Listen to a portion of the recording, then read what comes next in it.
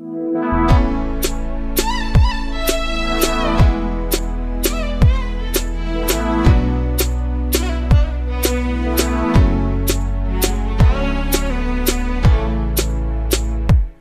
Seigneur nous a aimés comme l'on n'a jamais aimé. Il nous guide chaque jour comme une toile dans la nuit. Quand nous partageons le pain, il nous donne son amour. C'est le pain de l'amitié, le pain de Dieu.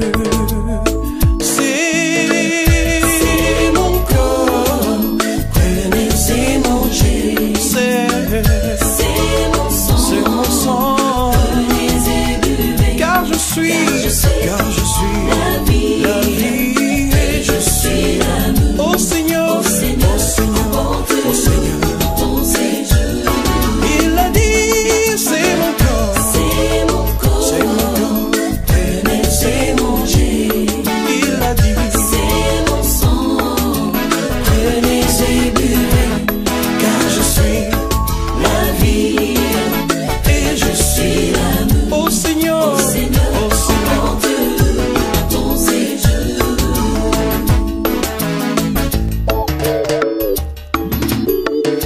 Bonjour, nous sommes au dimanche du Saint-Sacrement, du corps et du sang de notre Seigneur Jésus-Christ. D'emblée, on pourrait commencer cette petite capsule avec la lecture de l'Évangile de ce jour. Le Seigneur soit avec vous. Proclamation de la bonne nouvelle de Jésus-Christ selon l'évangéliste Saint Jean.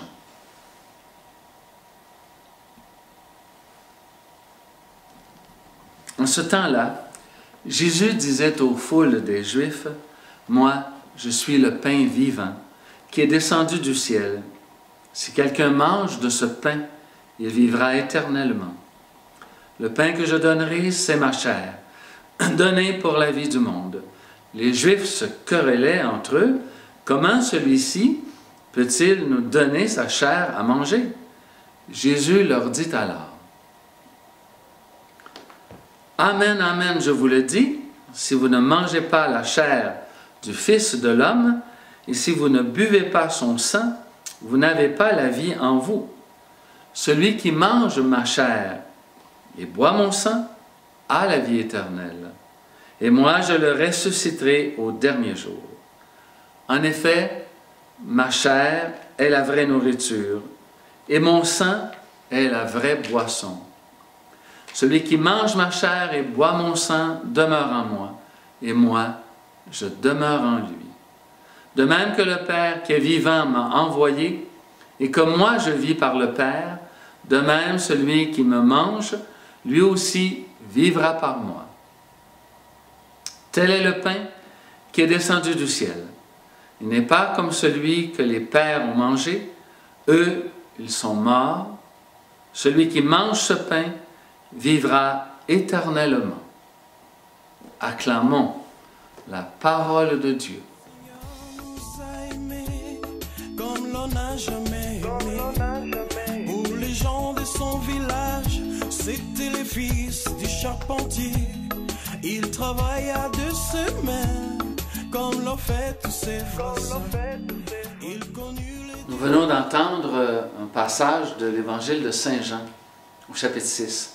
Et tout le texte du 6e chapitre de l'Évangile de Saint Jean porte à la réflexion par rapport au pain de vie qu'est le Christ lui-même et l'histoire du peuple juif qui, dans le désert, a pu manger le pain qui venait de Dieu, qu'on appelle la manne.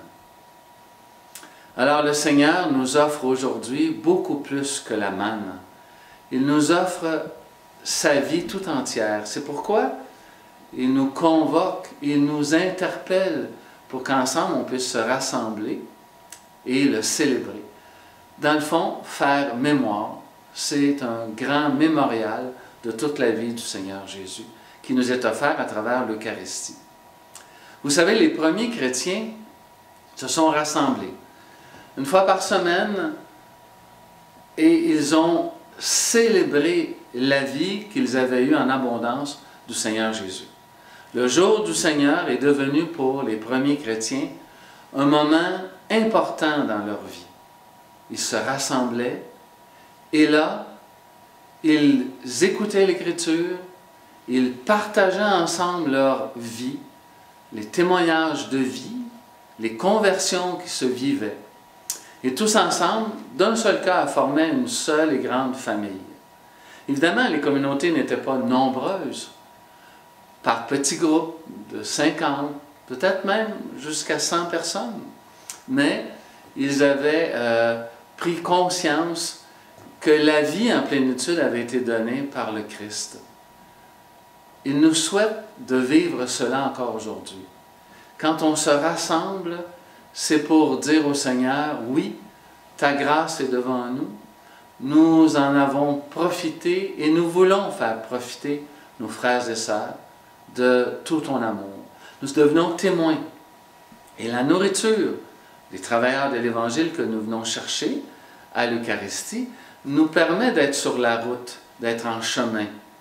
Et ce qui est très beau dans le texte que nous venons de lire, c'est que le Seigneur nous dit « J'irai demeurer chez vous ». Évidemment, quand on va communier et qu'on retourne à sa place, il faut vraiment prendre le temps de vivre cette communion, de vivre ce moment tout à fait spécial, tout à fait, je dirais, intégrateur de toute notre vie. Un moment, je dirais, de pure folie du Seigneur qui se donne à nous encore aujourd'hui. On est sa demeure. Ce n'est pas rien être la demeure de Dieu. Et donc, quand je rencontre mes frères et sœurs, je rencontre la dignité de Dieu. Mes frères et sœurs sont eux aussi de cette race de ceux et celles qui ont part à la vie éternelle.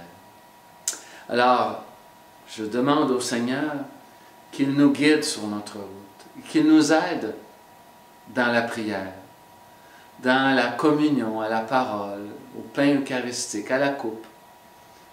Laissons-nous envahir par ce chant qui nous rappelle ce que Dieu a fait pour nous. Donnant sa vie, il reste auprès de nous à travers le pain de vie qui nous donne la vie éternelle. Et je vous rappelle, il a dit, ceux et celles qui mangent ce pain, qui mangent ma chair, ont déjà en eux la vie éternelle.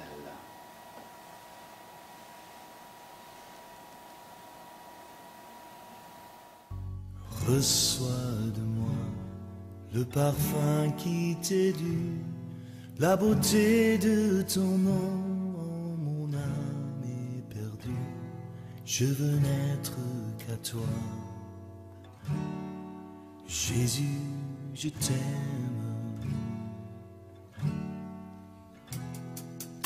Reçois du peu que je trouve à donner, tout l'amour que mes yeux n'ont pas su te montrer. Je veux n'être qu'à toi. Jésus, je t'aime. Rien n'est plus beau que ton nom. Rien n'est plus saint que le sang du pardon. Je veux n'être qu'à toi. Jésus, mon roi. Je ne veux rien que vouloir te louer, adorer ton saint nom et ta fidélité. Je veux n'être qu'à toi. Jésus, je t'aime. Je veux porter et laver à ta croix les pensées de mon cœur dans le cœur de tes voix. Je veux n'être qu'à toi. Jésus, je t'aime. Rien n'est plus beau que ton nom. Rien n'est plus saint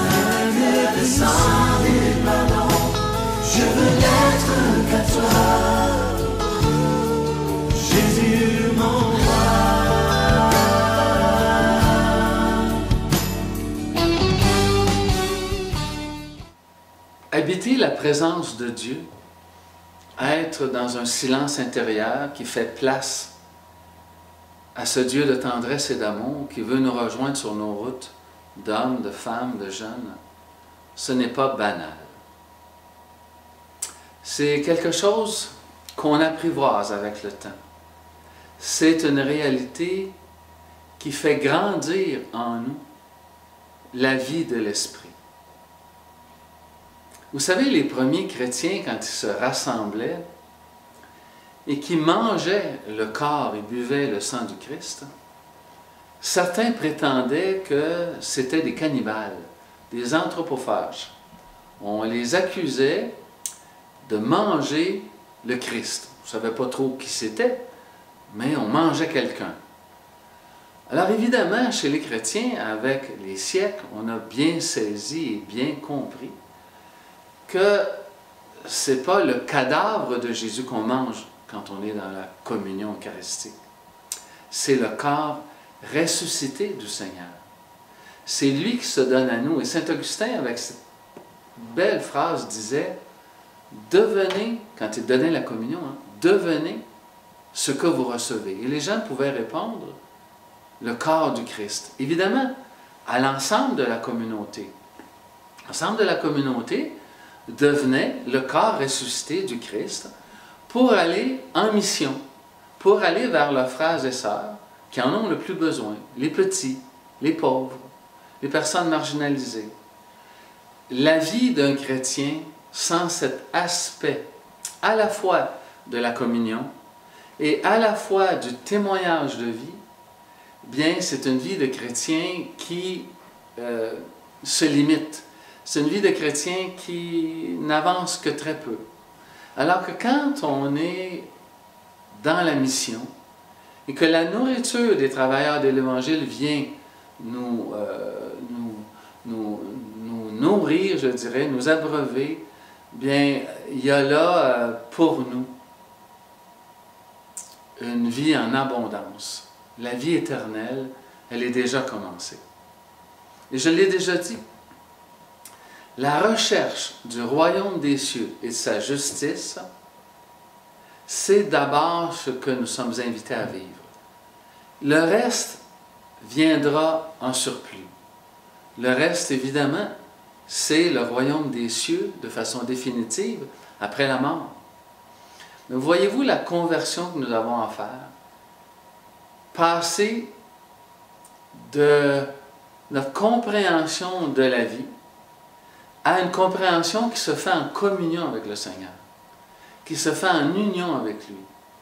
Et lorsque nous sommes véritablement en communion, bien, nos frères et sœurs, qui sont les frères et sœurs du Seigneur Jésus, deviennent importants à nos yeux.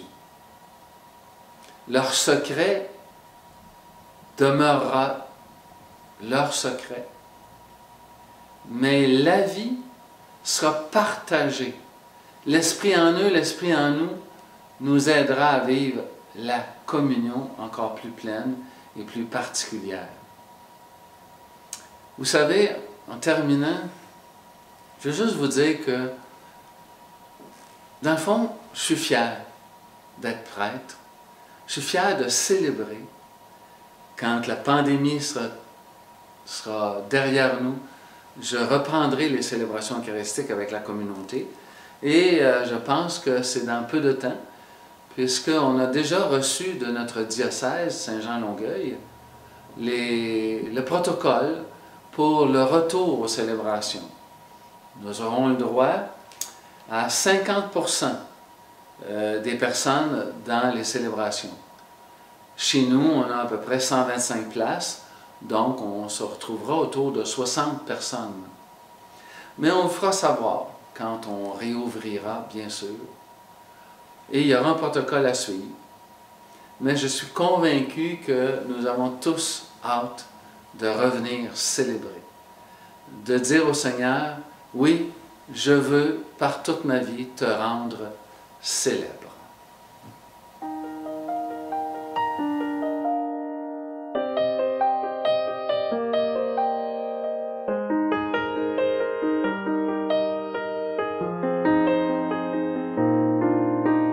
Jésus, me voici devant toi, tout simplement dans le silence. Rien n'est plus important pour moi que d'habiter en ta présence, avec des larmes dans les yeux ou plein de joie sur le visage, des rêves fous ou dangereux, un cœur qui recherche un rivage. Jésus, me voici devant toi, tout simplement dans le silence. Rien n'est plus important pour moi que d'habiter en ta présence, avec l'orage ou le ciel bleu, avec ce monde et ses naufrages, ceux qui te prient ou bien tous ceux qui restent sourds à ton message.